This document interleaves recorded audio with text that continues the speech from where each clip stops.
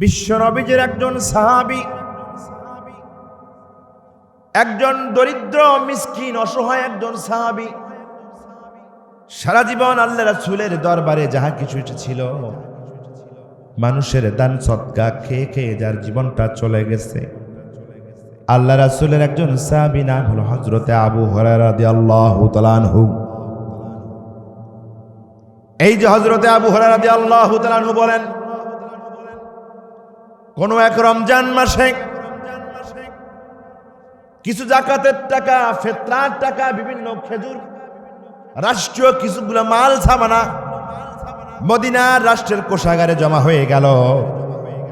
বিশ্ব নবীজি আমাকে দায়িত্ব দিলেন, আবু হুরায়রা রে, এই যে বাইতুল মালে যে খাদ্য পানিগুলো এসেছে এইগুলার দেখাশোনার দায়িত্ব আমি তোমাকে দিয়ে দিলাম। হঠাৎ কোন এক রাতে হযরতে আবু হুরায়রা রাদিয়াল্লাহু তাআলা আনহু লক্ষ্য করলেন একজন মানুষ চুরি করে সেই খাদ্যর গুদামের ভিতরে ঢুকে গেছে। চাদরের ভিতরে করে কিছু খেজুর বেঁধে টোপলা করে যখন নিয়ে যাবে, হযরতে আবু হুরায়রা রাদিয়াল্লাহু তাআলা আনহুর সামনে দাঁড়ায় চোরটাকে ধরে ফেলেছে। যেমনি চোরটাকে ধরে ফেলেছে, হাউমাউ করে কান্নাকাটি শুরু করে দিয়েছে, বলতেছে, আবু হুরায়রা আমারে ছেড়ে দে। ও আবু হুরায়রা, আমি এমনিতে চুরি করতে আসি নাই, আমার পরিবারে ছোট্ট ছোট্ট বাচ্চা আছে, তাদেরকে আমি খাওয়াইতে পারি না, আমার কোনো কাজ কর্ম নাই, আমি একজন অভাবী মানুষ, গরিব মানুষ। আবু হুরায়রা, আমারে তুই ছেড়ে দে। যদি আজকের রাতে তুমি যদি আমারে ছেড়ে দাও, আমি আর কখনো এখান থেকে কোনো খাদ্য পানি চুরি করার জন্য আসবো না। হযরতে আবু হুরায়রা চোরকে ছেড়ে দিলেন। আল্লাহু আকবার কোন, আরো জোরে কোন আল্লাহু আকবার।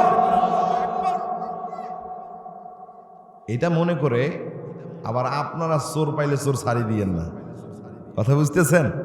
কারণ চোর পাইলে চোর ছাড়ি দেওয়ার দিন শেষ হয়ে গেছে, কথা পায় না। যেই চোর হোক, ঘরের চোর হোক, বাড়ির চোর হোক, সমাজের চোর হোক, ইউনিয়ন পরিষদের চোর হোক, উপজেলার চোর হোক, সংসদের চোর হোক, যেই চোর হোক না কেন, যদি বোঝা যায় এটা চোর, পায়ের জুতা হাতে নিতে হবে, কোন ছাড় দেওয়া। নীলফামারীতে মসজিদের পাশে সেখানকার কিছু কুলাঙ্গার গানের কনসার্ট করবে, গানের কনসার্টের আয়োজন করেছে মসজিদের পাশে। এত বড় স্পর্ধা, কিছু কুলাঙ্গার মায়ের সন্তান তারা এই কাজটা করলো। যেখানে ফেরাউন আছে সেখানে মুসা আছে, যেখানে আবু জেহেল আছে সেখানে বিশ্ব নবীজির উম্মাহ আছে, কথা বলেন ঠিক না ব্যাঠিক? সেখানকার মুসার উত্তরসূরি বিশ্ব নবীর দরদি উম্মার যুবক ছেলে পেলেগুলো বের হয়ে আসলো, ঘোষণা দিল এখানে কোনো কনসার্টের অনুষ্ঠান হবে না। এটাই বাস্তবায়ন হয়েছে। আওয়াজ দেখুন আল্লাহু আকবার। আমি খুব অবাক হয়েছি যারা স্টেজের মধ্যে উঠে আল্লাহর নামে তাকবীর দিয়ে জানাই দিল যে আল্লাহর সৈনিকেরা এই জমিনে আছে, এদের সকলের পরনের ভিতরে জিন্সের প্যান্ট। কথা কয় না, কথা কয় না। তার মানে এরা জিন্সের প্যান্ট পরতে পারে, আমার যুবকেরা গাঁজা খেতে পারে, আমার দেশের যুবকেরা বিড়ি খেতে পারে, আমার দেশের যুবকেরা ঘন্টার পর ঘন্টা মোবাইলে সময় ব্যয় করতে পারে, কিন্তু এরা শিখে গেছে কিভাবে শয়তানদের, দোসরদের, জালিমদের মোকাবিলা করতে হয়। কথা বলেন ঠিক না বেঠিক? পরের দিন সকালবেলা হযরতে আবু হুরায়রা রাদিয়াল্লাহু তাআলা আনহু যখন বিশ্ব নবীজির দরবারে চলে এলেন, বিশ্ব নবীজি বললেন, আবু হুরায়রা রে, তোমার সেই রাতের চোরটার কি কথা, কি ঘটনা? আল্লাহু আকবার কোন। বলেন তো, রাতে চোর চুরি করতে আসছিল, বিশ্ব নবীকে জানাই দিয়েছে কে? এ মুসলমান, জোরে কথা বলেন, জানাই দিয়েছে কে? বিশ্ব নবীজি বললেন, আবু হুরায়রা রে, গত রাতের চোরের কি অবস্থা বলো। আবু হুরায়রা রাদিয়াল্লাহু তাআলা আনহু বললেন, ইয়া রাসূলুল্লাহ, ইয়া হাবিবাল্লাহ, চোরটা আসলে বড় অভাবী, অনেক অসহায়, ধন সম্পদ নাই, কষ্টের মধ্যে পড়ে আছে। আমার কাছে অনুনয় বিনিময় করলো, আমি তার প্রতি আমার দয়া হয়ে গেল, আমি ছেড়ে দিলাম। বিশ্ব নবীজি বললেন, আবু হুরায়রা সাবধান থাকিও, লক্ষ্য রাখিও, চোরটা আবার ওই রাতের ভিতর, আবারও আজকে রাতের মধ্যে আবারও আসবে। আল্লাহু আকবার। আবার রাত হয়ে গেল, আবু হুরায়রা পাহারা দিচ্ছিলেন, চোরটা আবারও চলে এসেছে। চাদরের মধ্যে করে খেজুরগুলো উঠায় নিয়েছে, আবু হুরায়রা আবারও ধরে ফেলেছে। আবারও সেই আকুতি মিনতি বিনিময় এত বেশি কান্নাকাটি করলো, আল্লাহ রাসূলের জালিলুল কদর সাহাবী হযরত আবু হুরায়রা রাদিয়াল্লাহু তাআলা আনহুর মনের ভিতরে দয়া জন্মে গেল। আবারও বলল, যা যা ছেড়ে দিলাম তোকে। ও বলল যে হ্যাঁ, আমাকে তুই যদি আজকে ছেড়ে দিস তাহলে আর যাবার কোনোদিন তোর এখানে আমি চুরি করার জন্য আসবো না। পরের দিন সকালবেলা আবার বিশ্বনবীজির সঙ্গে দেখা হয়ে গেল। বিশ্বনবীজি বললেন, আবু হুরায়রা রে, তোমার সেই চোরের খবরটা কি? আবু হুরায়রা বললেন, ইয়া রাসূলুল্লাহ, ইয়া হাবিবাল্লাহ, ওই একই ঘটনা। কথা কয় না। বিশ্বনবীজি বললেন, সে আজকের রাতেও আবার চুরি করার জন্য আসবে। সংক্ষেপে বলে যাই, আবারও চুরি করার জন্য আসলো। সত্য করে রশি দিয়ে আবু হুরায়রা রাদিয়াল্লাহু তাআলা আনহু চোরটাকে বেঁধে ফেলল। কঠিন ভাষায় বলল, 3 দিন 2 দিন তুই আমাকে প্রতিশ্রুতি দিয়েছিলি আসবে না, তোর প্রতি আমি দয়া করেছি, আজকে তোকে ছেড়ে দেব না রে আল্লাহর গোলাম। কালকে সকাল হলে বিশ্ব নবীজির সামনে তোকে আমি নিয়ে যাব, আর কোনো দয়া হবে না, আর কোনো দয়া হবে না। বেঁধে ফেলা হলো, রশি দিয়ে বেঁধে ফেলা হলো। এই চোরটি কান্নাকাটি করে বলতেছে, আবু হুরায়রা রে, না না, তোমার নবীর কাছে আমারে নিয়ে যেও না, তোমার নবীর সামনে আমি দাঁড়াইতে পারবো না। আবু হুরায়রা, জীবনের জন্য একটাবার হলে আবারও একটু দয়া কর, আবারও আমারে ছেড়ে দে। ও আবু হুরায়রা, আজকের জন্য তুমি যদি আমারে ছেড়ে দাও, আমি কথা দিলাম আর চুরি করার জন্য কখনো আসবো না। তবে আর একটা কথা শোনো, তুমি যদি আমাকে আজকে ছেড়ে দাও, আমার জীবন ভিক্ষা পাওয়ার মতো হয়ে যাবে। আমি তোমাকে এমন একটা আমল শিখায় দেব, এমন একটা কাজ শিখায় দেব, যেই কাজটা করলে, যেই আমলটা করলে, ওয়াহবুরা শোনো, এমন একটা কাজ তোমাকে শিখায় দেব, এমন একটা আমলের কথা তোমাকে বলে দেব, ওই আমলটা যদি কোনো বান্দা বান্দি যদি প্রতি রাতে আমল করে, মানুষ তো চুরি করার কথা, কোন জিন পর্যন্ত তার ঘর বাড়ি চুরি করতে পারবে না। ও আবু হুরায়রা, তুমি আমাকে ছেড়ে দাও, বিনিময়ে আমি তোমাকে আমলটা শিখাই দেব। আল্লাহু আকবার কোন। আমার ভাইয়েরা রে, আল্লাহ রাসূলের সাহাবীরা আমল প্রিয় ছিল। যেখানে দিনের কথা, যেখানে ইবাদতের কথা, সেখানেই তাদের মন। যার কারণে যখন এই লোকটি বলল, আবু হুরায়রা রে, তোমাকে একটা আমল শিখাই দেব, প্রয়োজন এই আমলের বিনিময়ে তুই আজকে আমারে ছেড়ে দে, তবু তোর নবীর সামনে আমারে নিয়ে যাস না। কন্ডিশন হয়ে গেল। আচ্ছা তাহলে শিখাও, কি আমল বলো। এই লোকটি বললেন, আবু হুরায়রা রে, ও আবু হুরায়রা, ওই যে সূরাতুল বাকারার 255 নম্বর আয়াত, ওই যে আয়াতুল কুরসি নামে যে আয়াতটা তোমরা পড়ো, যে আয়াতটা তোমরা জানো, আমি বলে দিলাম, কোন বান্দা বান্দি যদি প্রতি রাতে ঘুমানোর আগে কথা বলেন, কিসের আগে? এ মুসলমান, কথা বলেন কিসের আগে? কোন বান্দা বান্দি যদি প্রতি রাতে ঘুমানোর আগে, ঘুম যাওয়ার আগে যদি একবার আয়াতুল কুরসি যদি তেলাওয়াত করে, আল্লাহ রাব্বুল আলামিন ওই বান্দা বান্দির বাড়ি জানমাল পাহারা দেওয়ার জন্য এমন একজন শক্তিশালী ফেরেশতা ওই রাতের জন্য নিযুক্ত করে দেন। মানুষ তো দূরের কথা, মানুষ তো দূরের কথা, কোন জিন ভূত প্রেত পর্যন্ত ওই মানুষের জানমালের ক্ষতি করতে পারবে না। আল্লাহু আকবার। এই আবু হুরায়রা, ছোট্ট একটা আমল, সেটা কি? সেটা হচ্ছে আয়াতুল কুরসি পড়ে ঘুমাতে হবে। আল্লাহু আকবার কর। তাহলে আমল কয়টা হলো? ওইটা একটা, ফরজ নামাজের পরে একটা, আর ঘুমানোর কয়টা হলো? পারা যাবে না, পারা যাবে না, পারা যাবে না। সম্মানিত ভাইয়েরা আমার, এখানে এই হাদিসটা শেষ নয়। হযরতে আবু হুরায়রা তাকে ছেড়ে দিলেন। পরের দিন ফজরের নামাজের পরে আবার বিশ্ব নবীজির সঙ্গে দেখা হয়ে গেল। বিশ্ব নবীজি বললেন, আবু হুরায়রা রে, তোমার সেই চোরের খবর কি? আবু হুরায়রা বললেন, ইয়া রাসূলুল্লাহ, ইয়া হাবিবাল্লাহ, আজকে রাতে আমি চোরকে ধরে ফেলেছিলাম, বেঁধেও ফেলেছিলাম, কোনো মায়া দেখাই নাই, কোনো দরদ দেখাই নাই।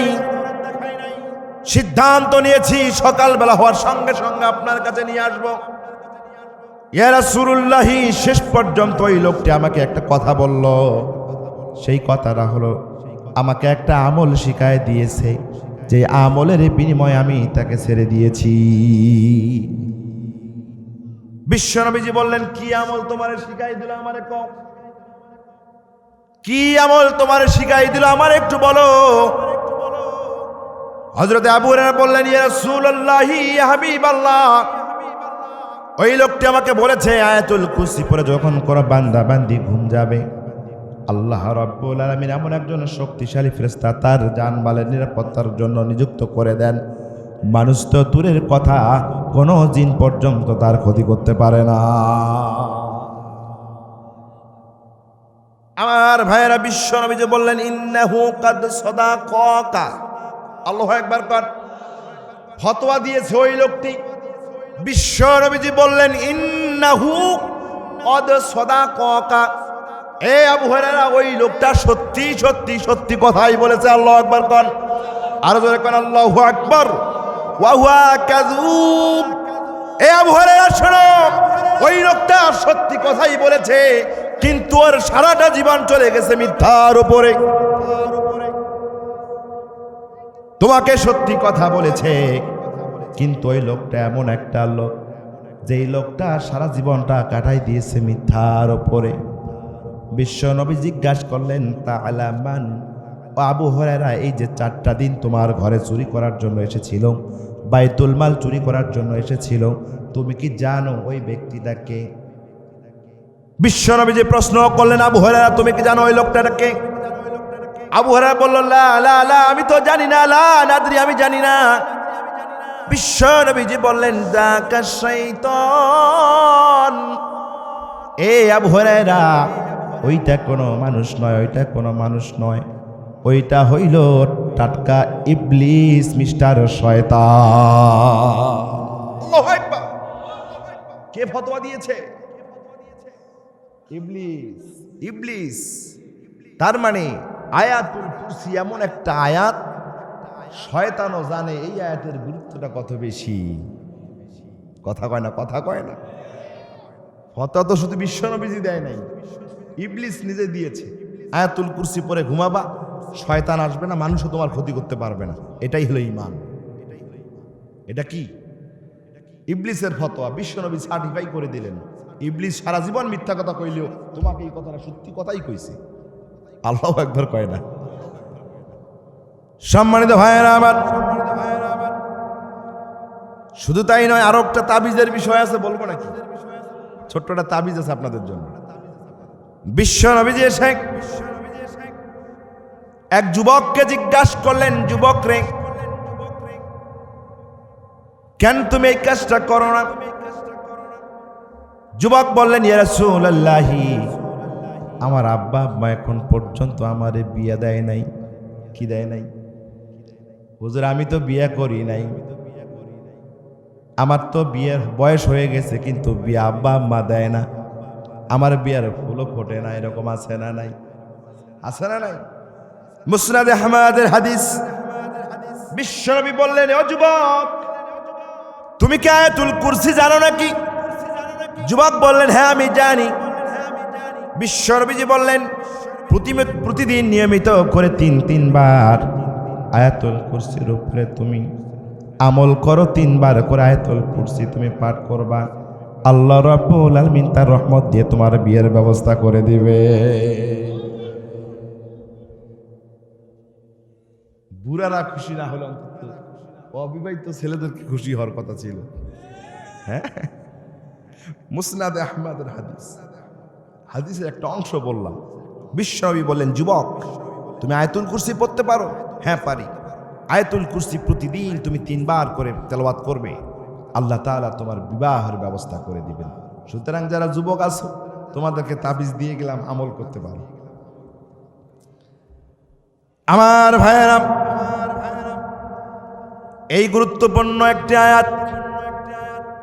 এইবার আসুন মূল কথার ভিতরে আসুন।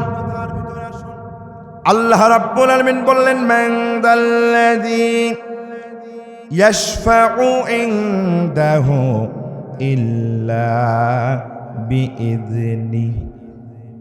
আল্লাহু আকবার। আল্লাহ রাব্বুল আলামিন বললেন, মান যাল্লাযী, কে আছে? মান যাল্লাযী, কে আছে? কে ওই ব্যক্তি যিনি ইয়াশফাউ ইনদাহু, কিয়ামতের ময়দানে আমার কাছে সুপারিশ করবে। কথা বুঝতে পেরেছেন? আল্লাহ রাব্বুল আলামিন বললেন, কে আছে ওই ব্যক্তি, যেই ব্যক্তি আমার কাছে সুপারিশ করবে কিয়ামতের ময়দানে, ইল্লা বিইযনিহি, আমার অনুমতি ছাড়া। আল্লাহু আকবার কোন। আর যখন আল্লাহু আকবার, অর্থটা কি বুঝতে পেরেছেন? আল্লাহ রাব্বুল আলামিন বললেন, কে আছে ওই ব্যক্তি আমার অনুমতি ছাড়া কিয়ামতের ময়দানে আমার কাছে সুপারিশ করবে। এটা এমন একটা আয়াত, আমাদের দেশে কিছু হুজুর আছে, কিছু আলেম ওলামা রয়েছেন যারা বলেন, এই আয়াত থেকেই তারা দলিল দেন, যেহেতু আল্লাহ বলছে কে আছে আমার অনুমতি ছাড়া সুপারিশ করবে, তার মানে কিয়ামতের ময়দানে কেউ সুপারিশ করার সাহস। কথা বুঝতেছেন? এবং কুরআনুল কারীমের আরো অনেক আয়াতের ভিতরে আল্লাহ রাব্বুল আলামিন বলেছেন, সেদিন কারো সুপারিশ গ্রহণ করা হবে না, সেদিন কারো সুপারিশ কোনো কাজে আসবে না। এই আয়াতগুলো নিয়ে এসে ওনারা ফতোয়া দেন যে কিয়ামতের ময়দানে কোনো সুপারিশ চলবে না, কেউ সুপারিশ করতে পারবে না, আল্লাহর কাছে কোনো সুপারিশ গ্রহণ করা হবে না, সুপারিশের কোনো অপশন কিয়ামতের ময়দানে নাই। নাউজুবিল্লাহ কোন, আরো দরকার নাউজুবিল্লাহ।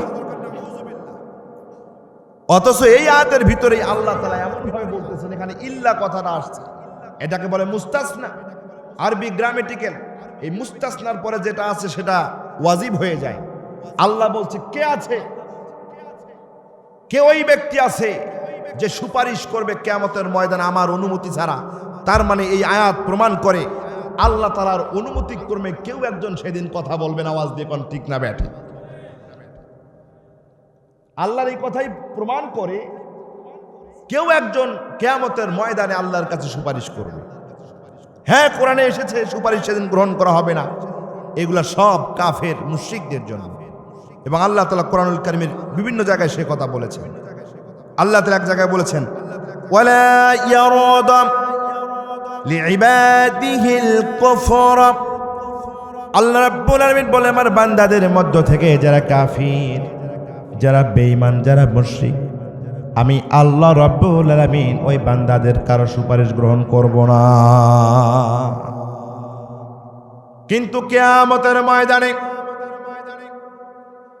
কেউ একজন কথা বলবেন, গুনাহগার বান্দার জন্য কেউ একজন ওকালতি করবেন, সুপারিশ করবেন।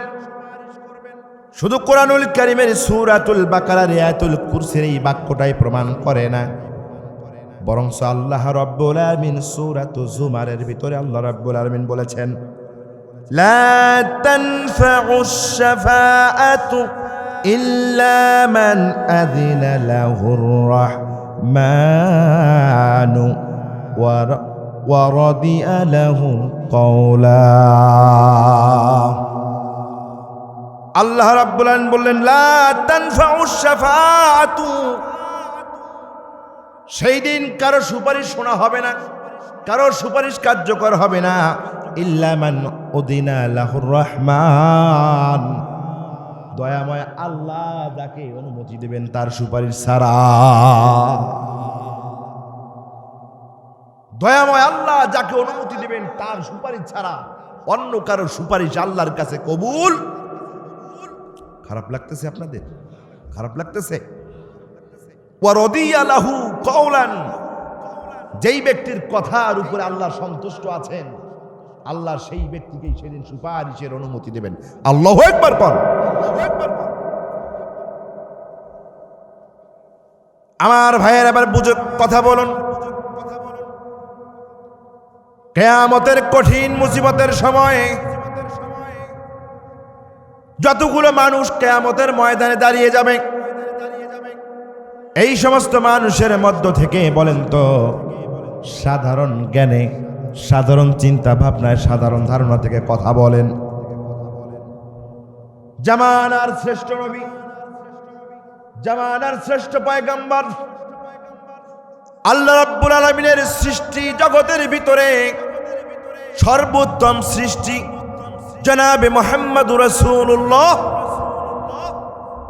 এমন একজন উত্তম চরিত্রের মানুষ, সম্পূর্ণ মান মর্যাদা সম্পন্ন একজন মানুষ, যার ব্যাপারে আল্লাহ রাব্বুল আলামিন কোরআনুল কারীমের ভিতরে বলেছেন ওয়া রাফা'না লাকা যিকরাক, ও নবী আপনার সম্মান আমি আরশে আজিম পর্যন্ত করে দিয়েছি।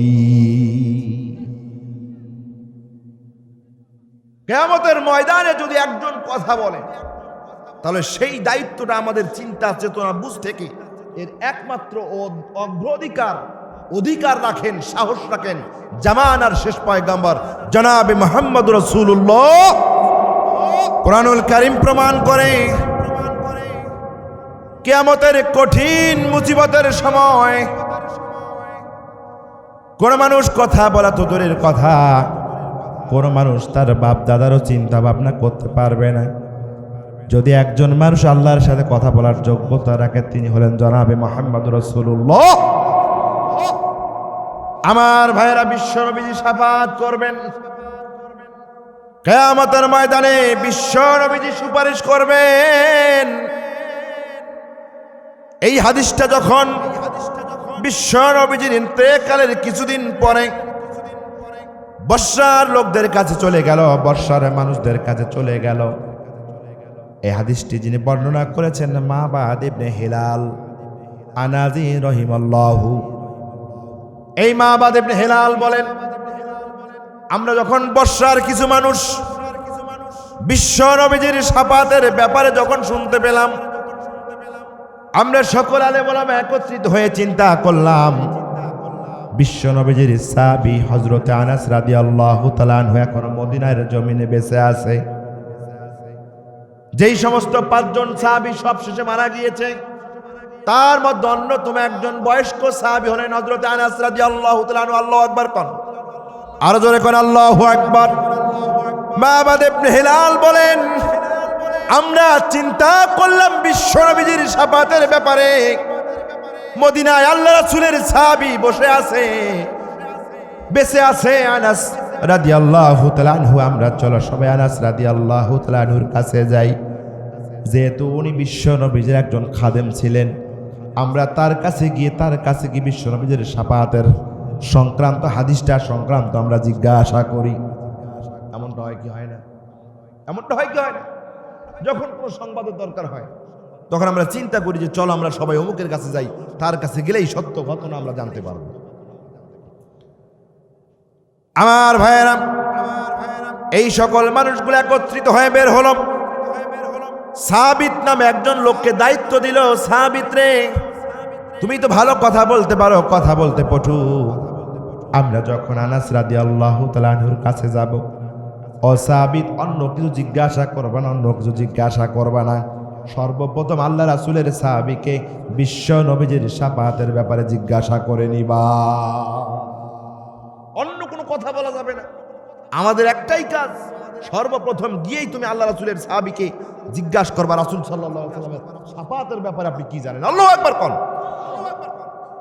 আমার ভাইয়েরা, মানুষগুলো লোকগুলো মদিনায় চলে এলো।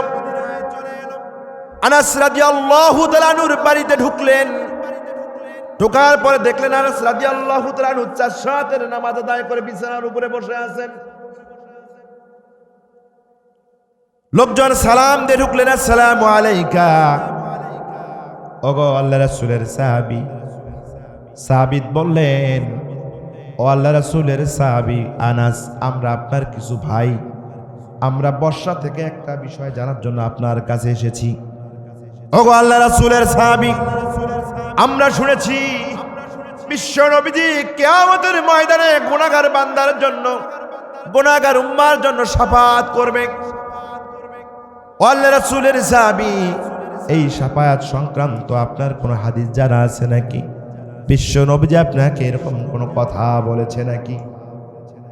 আমার ভাইয়েরা, আল্লাহ রাসূলের সাহাবী হযরত আনাস রাদিয়াল্লাহু তাআলা আনহু বললেন, হ্যাঁ হ্যাঁ আমার হাদিস জানা আছে। বিশ্ব নবীজি বলেছেন, ইদা কানা ইয়াউমাল কিয়ামাতি মা জান্নাসু বা'দুহুম ফিল বা'দ।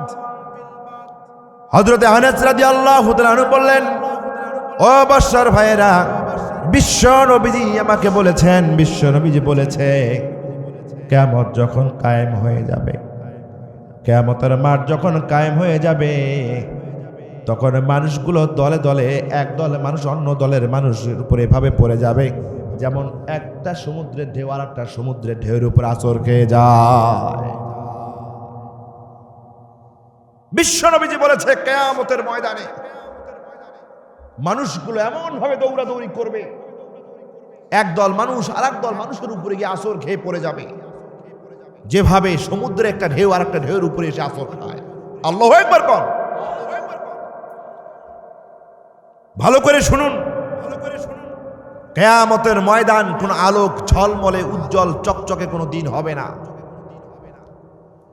যেসব মুসলমান, যেসব আলেম ওলামা মনে করেন কিয়ামতের ময়দান মনে হয় দিনের মতো প্রস্ফুটিত উজ্জ্বল ময়দান হবে, জি না, কিয়ামতের ময়দান হবে ঘন গাঢ় কালো কুটকুটে অন্ধকারাচ্ছন্ন ময়দান। বলতে পারেন হুজুর কিয়ামতের ময়দানে নাকি সূর্য সোয়া হাত মাথার উপরে আসবে, তাহলে এখন এই যে এত কোটি কোটি মাইল দূর থেকে সূর্য আমাদেরকে আলো দেয়, তাতে আমরা দিন দেখি, আর আমাদের মাথার এত কাছে উপরে আসলে আমরা কি আলো দেখতে পাবো না? প্রশ্ন হয় না? প্রশ্ন হয় না? কথা কি বুঝতেছেন আমার ভাই? সূর্যের আলো কখনো এত পরিষ্কার পরিচ্ছন্ন নয়, এবং আপনি আমি সূর্যের দিকে তাকালে যেরকম লাল হলুদ বর্ণের রংটা পাই, এটাও সূর্যের রং নয়। সূর্যের রংটাই মূল হচ্ছে কালো। জাহান্নামের আগুন আমাদের পৃথিবীর মতো আগুন নয়, জাহান্নামের আগুন আমাদের পৃথিবীর মতো লাল টকটকে আগুন নয়। জাহান্নামের আগুন হচ্ছে কালো। এটাকে 70 বার 100 বার বিভিন্ন বর্ণনা এসেছে। এই জাহান্নামের আগুনকে ধুয়ে ধুয়ে পানি দিয়ে ধুয়ে ধুয়ে রিফাইন করে দুনিয়াতে যে আগুনটা দেওয়া হয়েছে এটা দেখতে লাল, কিন্তু আগুন মূলত কি? কুটকুটে কালো। এই সূর্যটাও কুটকুটে কালো। এই সূর্যটার আলো যখন আমাদের পৃথিবীতে আসে, এই আকাশের ভিতরে বায়ু, বাতাস, বিভিন্ন ধূলিকণা, ঝড়োচ্ছ্বাস, মেঘ সবগুলোকে ভেদ করে যখন আমাদের পৃথিবীতে আসে, তখন আমাদের কাছে এটা দিন মনে হয়। কথা বুঝতেছেন? তাহলে সূর্য মূলত, সূর্যের আলোটা হচ্ছে ঘন গাঢ় অন্ধকার। সূর্য যখন আপনার মাথার উপরে আসবে, মাথা টক টক বক করে গলে যাবে ঠিকই, কিন্তু কিয়ামতের ময়দানটা হবে কুটকুটে অন্ধকার। সেদিন আপনার গায়ের পশম আপনি নিজে দেখতে পারবেন না। আল্লাহু আকবার কর। কখনোই ধারণা রাখবেন না কিয়ামতের ময়দান উজ্জ্বল চকচকে হবে। কিয়ামতের ময়দান হবে ঘন কালো অন্ধকার। বিশ্বনবী যে বলতেছেন এত বেশি অন্ধকার হবে মানুষ বুঝতে পারবে না তার সামনে কি আছে। একদল মানুষ আর একদল মানুষের উপর আছাড় খেয়ে পড়ে যাবে। এরকমটা হয় না? হয় না? আমার ভাইয়েরা রে,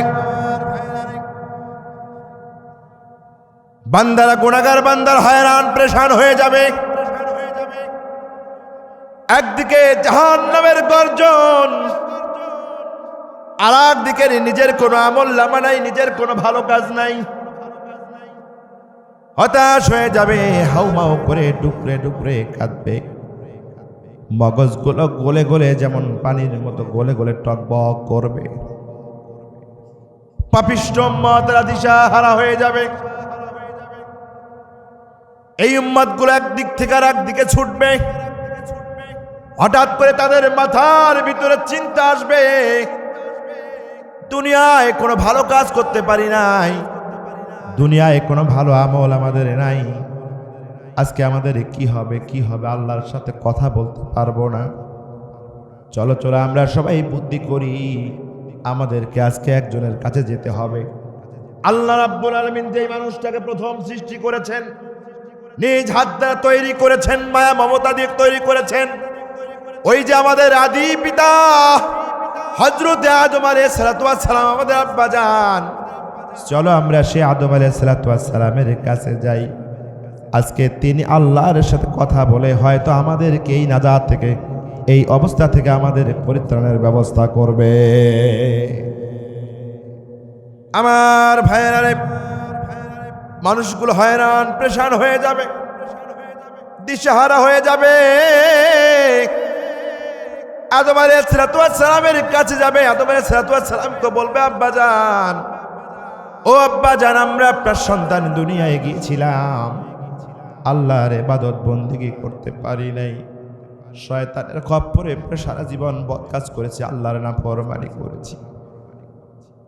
ও আব্বা জান, আজকের এই কঠিন মুসিবত থেকে আমরা আল্লাহর সামনে দাঁড়াতে পারবো না, রেহাই পাবো না, সুতরাং আমরা আপনার কাছে এসেছি। আপনি আল্লাহ রাব্বুল আলামিন আপনাকে অনেক দরদ দিয়ে ভালোবেসে আপনাকে তৈরি করেছিলেন। ওগো আব্বা জান, আজকের এই কঠিন মুসিবত থেকে আল্লাহর সাথে কথা বলে আমাদের মুক্ত হওয়ার ব্যবস্থা করে দেয়। আমার ভাইয়েরা, আল্লাহ রাব্বুল আলামিন এত মহব্বতের বান্দা, মহব্বতের নবী হযরতে আদম আলাইহিস সালাতু ওয়াস সালাম বলবেন, নাফসি নাফসি নাফসি, আজ আমার কি হবে, আমার কি হবে, আমার কি হবে, আজকে আমার কি হবে আমি নিজেই জানি না, আল্লাহ রাব্বুল আলামিনের সাথে কেমনে কথা বলবো আমি নিজেই তো জানি না। সুতরাং তোমরা সোকান তোমরা দূর হয়ে যাও, তোমরা দূর হয়ে যাও, তোমাদের পক্ষ থেকে আল্লাহ রাব্বুল আলামিনের সাথে আমি কোনো কথা বলতে পারবো না। আমার ভাইয়েরা, গুনাহগারেরা হতাশ খেয়ে যাবে, গুনাহগারেরা হতাশ খেয়ে যাবে। আদম আলাইহিস সালাম বলবেন, আমার সন্তানের, আরে যেহেতু আমার কাছে এসেছো, কিন্তু আল্লাহর সাথে কথা বলার দক্ষতা যোগ্যতা আমার একদম নাই, আমার সন্তানেরা, তবে তোমাদেরকে একটা পরামর্শ দিতে পারি, একটা কথা তোমাদেরকে বলতে পারি। সেই কথাটা হলো, ওয়ালাকিন আলাইকুম বিইব্রাহিম, ও আমার সন্তানেরা, পৃথিবীর দুনিয়ার জীবনে, পৃথিবীতে আল্লাহ রাব্বুল আলামিন জালিলুল, একজন খলিলুর রহমান, একজন পয়গাম্বর ছিল ইব্রাহিম, যে ইব্রাহিমকে আল্লাহ রাব্বুল আলামিন এত পরীক্ষা করেছেন, সব পরীক্ষায় ইব্রাহিম আলাইহিস সালাম পাশ করেছেন। আল্লাহ রাব্বুল আলামিন তার দুনিয়ার জীবনে বন্ধু বানায় নিয়েছেন। ও আমার সন্তানেরা, শোনো শোনো শোনো, তোমরা ইব্রাহিম আলাইহিস সালামের কাছে চলে যাও, তোমরা ইব্রাহিম আলাইহিস সালামের সাথে কথা বলো, উনি হয়তো আল্লাহর সাথে কথা বলে তোমাদের পরিত্রাণের ব্যবস্থা করে দেবে। আমার ভাইরা, গুনাহগার মানুষগুলো চলে আসবে ইব্রাহিম আলাইহিস সালামের কাছে। ইব্রাহিম আলাইহিস সালাম কইভাবেই কথা বলবে। ইব্রাহিম আলাইহিস সালাম মাথা তুলে বলবেন, নাফসি নাফসি নাফসি, না না, আমি আল্লাহর সাথে কোনো কথা বলতে পারবো না, তোমরা এখান থেকে চলে যাও, তোমরা চলে যাও, কারণ আজকের দিনে আল্লাহ রাব্বুল আলামিন এত রাগান্বিত হয়েছেন, আল্লাহ রাব্বুল আলামিন এত রাগান্বিত হয়েছেন, জীবনে কখনো এত রাগান্বিত হয় নাই। আল্লাহ রাব্বুল আলামিন আজকে প্রতিটি বান্দার হিসাব এমন ভাবে নেবে, আল্লাহ রাব্বুল আলামিনের সাথে কথা বলা দক্ষতা যোগ্যতা আল্লাহ আমারে দেয় নাই, বরং দুনিয়ার জীবনে দুই একটা জায়গায় আমি ভুল করেছিলাম। আল্লাহ যদি আমারে প্রশ্ন করে, ইব্রাহিম কেন তুই এই ভুল কাজটা করেছিলি, আমি জবাব দেওয়ার মতো যোগ্যতা ইব্রাহিম আলাইহিস সালাম রাখি না। যাও, তোমরা চলে যাও, তোমরা চলে যাও। আজকে আমি নিজে বাঁচতে পারলে আমার বাপের নাম, আমি তোমাদের হয়ে আল্লাহ রাব্বুল আলামিনের সাথে কোনো কথা বলতে পারবো না। আমার ভাইয়েরা, লোকজন সেখান থেকে মুখ ফেরায় নেবে। ইব্রাহিম আলাইহিস সালাম বলবেন, যেহেতু দুনিয়ার জীবনে আমাকে জাতির পিতা হিসেবে মনে করেছিলা, সুতরাং তোমাদেরকে একটা পরামর্শ দেই আমার সন্তানেরা, দেখো তো মূসা কালিমুল্লাহ কোথায় আছে? আল্লাহু আকবার কোন, আরো জোরে কোন আল্লাহু আকবার। যাও দেখো মূসা কোথায় আছে, ওয়ালাকিন আলাইকুম বিমূসা, দেখো তো মূসা কোথায় আছে। কারণ মূসা হলো এমন একজন পাওয়ারফুল একজন পয়গম্বর, যিনি দুনিয়ার জীবনে আল্লাহ রাব্বুল আলামিনের সাথে কথা বলতে অভ্যস্ত। আল্লাহু আকবার কোন, আরো জোরে কোন আল্লাহু আকবার। আমার ভাইয়েরা রে, এইখান থেকে যদি কেউ ডিসির সঙ্গে কথা বলার জন্য যায়, বলেন তো হুট করে কি একজন মানুষ গিয়ে ডিসির সাথে কথা বলা সম্ভব? কিন্তু এই এলাকার যদি কোনো নেতা মাঝে মাঝে ডিসির সাথে কথাবার্তা বলেছে, যদি এই লোকটাকে সাথে নিয়ে যাওয়া যায়, বলেন তো ওই লোকটার পক্ষে কথা বলা সহজ হয় কি হয় না? ইব্রাহিম আলাইহিস সালাম পরামর্শ দিবেন, যাও মূসা একজন জবরদস্ত একজন পয়গম্বর, মূসার কাছে চলে যাও। মূসা আল্লাহর সাথে আগেই কথা বলেছেন, তার একটা অভ্যাস আছে, সেই হয়তো তোমাদেরকেই আযাব থেকে মুক্ত রাখতে পারবে। লোকজন মূসা আলাইহিস সালামের কাছে চলে আসবে। মূসা আলাইহিস সালাম একই কথা বলবে, আমি পারবো না। আল্লাহ রাব্বুল আলামিন আজকে এত বেশি রাগান্বিত হয়েছেন, এত বেশি ক্রোধ হয়েছে, আল্লাহ রাব্বুল আলামিন আজকে এত বেশি রাগান্বিত হয়েছেন। কাহার জুল কুওয়াতুল মাতিন, আল্লাহ রাব্বুল আলামিন আজকে শাহানশাহে বসে গেছে। আমি মূসা আলাইহিস সালাম কোনো কথা বলতে পারবো না, বরঞ্চ যে আমি ওই যে দুনিয়ার জীবনে একটা মানুষকে থাপ্পড় দিয়া মেরেছিলাম, ঘুষি দিয়া মেরেছিলাম, আল্লাহ রাব্বুল আলামিন যদি আমারে প্রশ্ন করে, মূসা রে কেন তুই আমার বান্দার একটা ঘুষি দিয়েছিলি? আমি মূসা জবরদস্ত পয়গম্বর হতে পারি, আজকের ময়দানে আল্লাহর সাথে কথা বলার কোনো যোগ্যতা আমি মূসা রাখি না।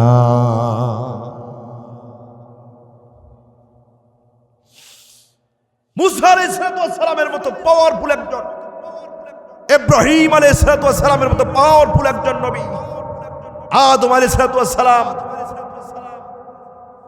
এর মতো একজন সর্বপ্রথম মানুষ, সর্বপ্রথম নবী, পাওয়ারফুল একজন মানুষ, এরা কিয়ামতের ময়দানে সবাই বলবে আল্লাহ আজকে রাগান্বিত হয়েছে। আমি আজকে কিভাবে বাঁচবো সেটাই চিন্তা, আমি বাঁচি না। আমি তোমাদের হয়ে কখন কথা বলবো? তোমাদের ব্যাপারে কোনো কথা বলার যোগ্যতা আমার নাই। আল্লাহু আকবার কর।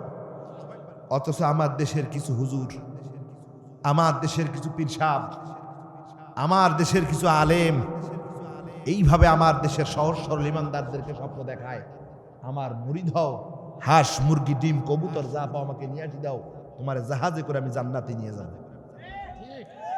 আমার ভাইয়েরা, মূসা আলাইহিস সালাম বলবে না না, কথা বলার মতো কোনো সাহস যোগ্যতা আমার নাই। আমি তোমাদেরকে পরামর্শ দিলাম, তোমাদেরকে পরামর্শ দিয়ে যাই, আল্লাহ রাব্বুল আলামিনের জবরদস্ত একজন রাসূল ছিলেন, যে রাসূলকে আল্লাহ রাব্বুল আলামিন বাবা ছাড়াই মহব্বত করে দুনিয়াতে পাঠাই দিয়েছিলেন। আল্লাহু আকবার কোন, আরো জোরে কোন আল্লাহু আকবার। ও আমার উম্মতেরা শোনো, আমার সন্তানেরা শোনো, দুনিয়ার জীবনে আল্লাহ রাব্বুল আলামিন এমন একজন নবীকে পাঠাই দিয়েছিলেন, সব মানুষগুলো বাপ সহ গিয়েছে মার কাছে, কিন্তু আল্লাহ রাব্বুল আলামিন তাকে স্পেশাল ভাবে দুনিয়ার জমিনে পাঠাই দিয়েছেন। ওই লোকটাকে কোনো বাপ লাগে নাই, বরং আল্লাহ দয়া করে কুদরত দিয়ে তার বাপ ছাড়া তারা পৃথিবীতে পাঠায় দিয়েছিলেন।